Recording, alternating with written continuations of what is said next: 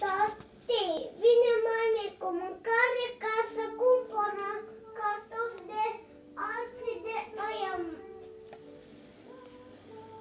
mici, bile, să mâncăm. Tati, auzi că m-a zis cartofi de aia bile să mâncăm. Cu cheță.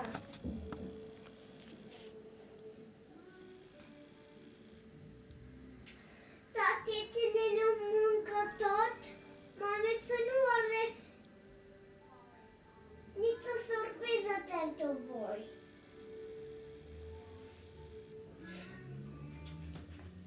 Tati, cine nu mâncă tot, nu primește surpriză de la mami. Numai cine mâncă tot.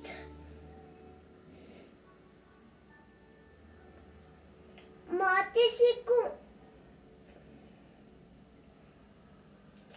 mami. Tati, să știi că tu nu primești, că numai noi primim. Numai noi primim. Tati, numai... Tati, las că duce mami cartofi biluți acum, că nu avem. Tati, să știi că vine mami acum cu cartofi biluțe să-i aducă acum, tati.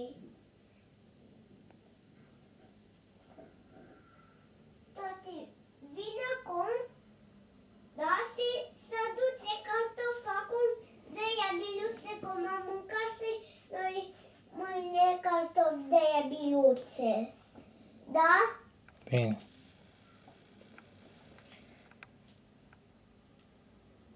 Tati, dar cum arată peste astea care mănâncă? Mâncă piete? Mâncare, mănâncă mâncare. Mâncare că le-ai dat?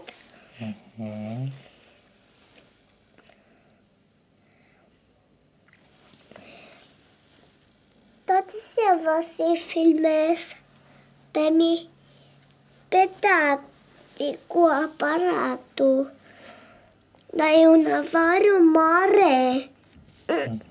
Nu pot să scap. Nu că e blocat de sol. Tati, tu l-ai dus.